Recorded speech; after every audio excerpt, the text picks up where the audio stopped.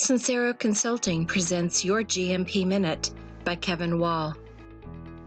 Today, I introduce an 8-part video series on how to develop and implement a supplier risk management process. The guide and video series will help you define your risk-based supplier management system. Supply chain stability depends on having suppliers with the systems and expertise to execute to project or process. Owners should assess the vendor's maturity in terms of people, process, and performance. It is much more than a quality system audit, which measures compliance with procedure and regulation. The goal is to assess the supplier's capabilities and overall risk. If you have not done so, download the free guide that goes with this video series so you can follow along with the case studies presented in this series. The guide presents 6 risk assessment categories and defines what good looks like for each element. It provides sample checklists for each risk element, and it gives tables and charts to aid in rating the risk.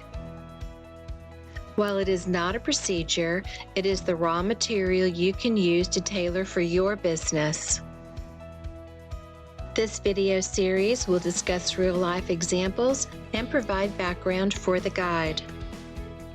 To get the most from the videos, follow along in the guide and ask yourself, how would I score the situation? Use the assessment checklist provided in the guide. I often use the term compliance maturity when referring to supplier risk, because it assesses the maturity presented in the documented decisions. It assesses the maturity of the systems and control. The system provides a framework to rate the relative risk in the portfolio of suppliers.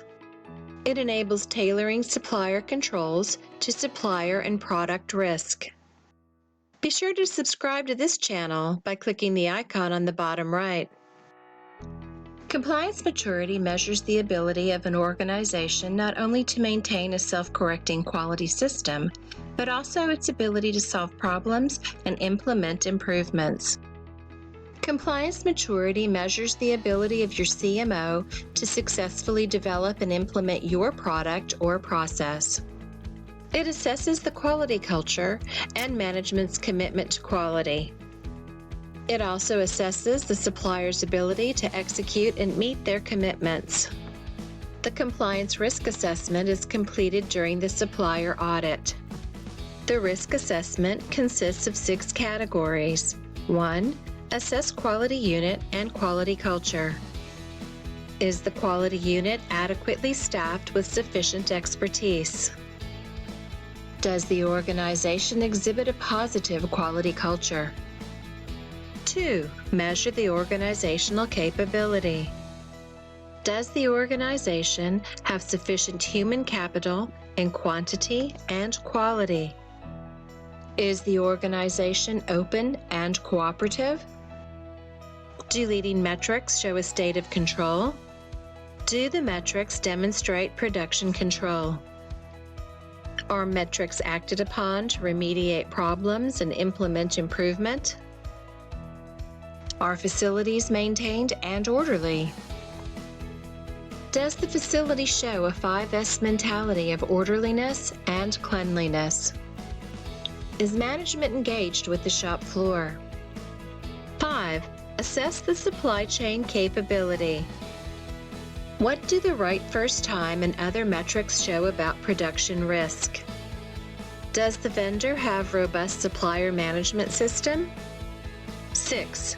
Finally, the quality system is in control. Does the organization take the system's approach to organize their procedures? How did the quality systems fare during the audit? The last video in the series will bring the 6 parts together into an overall risk assessment. The video will also discuss a supplier portfolio risk assessment and implementing controls appropriate to the risk. The best time to measure CMO compliance maturity is before you sign a supply agreement. The consequences of picking the wrong CMO can be devastating. How do you measure supplier risk? Be sure to get your no obligation, no credit card required, absolutely free guide. Be sure to subscribe and click the notification bell so you don't miss a GMP Minute.